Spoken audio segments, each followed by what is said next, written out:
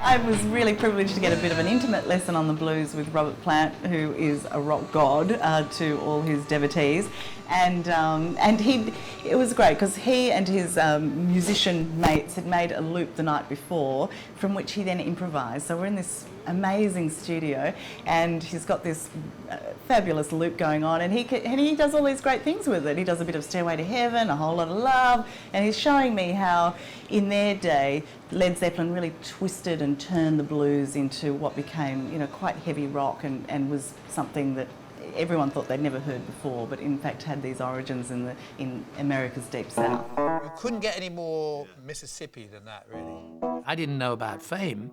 I just knew that I had to try and take it into account that I might have been an accountant and I was a grammar school boy in the middle of a very post-World War II austere Britain. Mm-hmm. There must have been a way out, and I found it.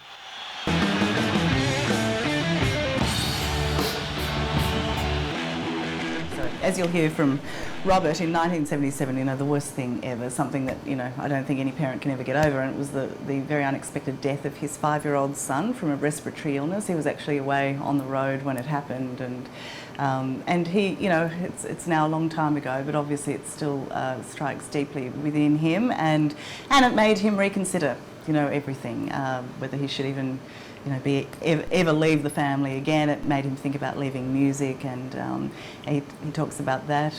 But as history shows, he didn't leave it.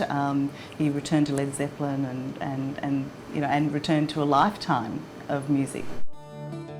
I was very sceptical about even thinking about whether or not I had the right to be a parent and to just go back into that world, because it's very self-indulgent.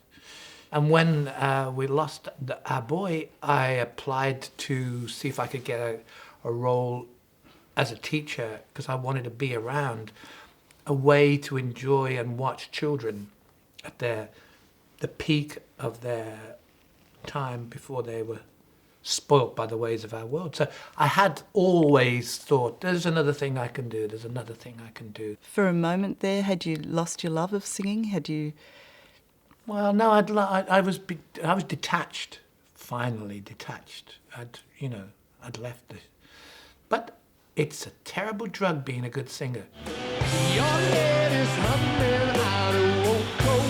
Robert Plant is deeply planted in England. That is his home, though he does spend a lot of his time in Austin, Texas, where a woman has taken him to, he keeps telling me. But his heart is there, and you know, he talks about those early Zeppelin lyrics, that a lot of them were formed from the Celtic history of his homeland, and that as a young kid he actually had this great interest in what came before him, you know, whose steps he was walking on, and so the Welsh borders and Western England is really, really very, very deeply rooted in him still.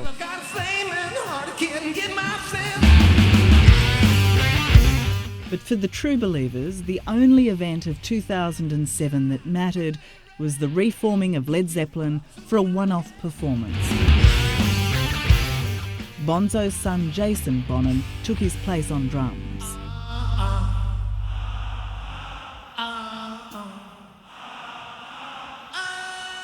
We just wanted to play and see what it was like and be good once. Because we've been bad so many times in the interim since John passed away. It was time to be good, and we were. Did any part of you worry about seeming ridiculous? Yeah, of course, I'm a singer. I mean, singers, there aren't many guys who stand on their own in front of a microphone without either staring at their shoes or looking up at the sky.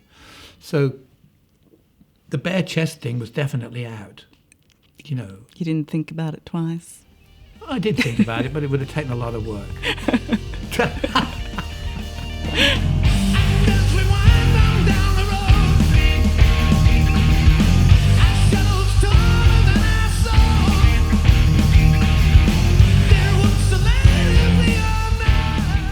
The London reunion was a sellout, but ever since, the pleas for a Led Zeppelin world tour have been ignored. And for that, many blame a busy Plant.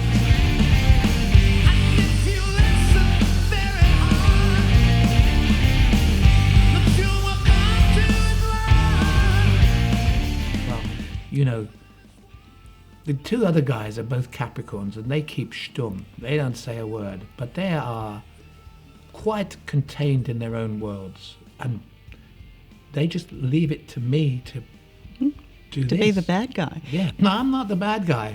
Well, you are for all those Led Zeppelin fans who'd love to say, yes, we're reforming. Oh, fine, yeah. Well, then you need to speak to the Capricorns.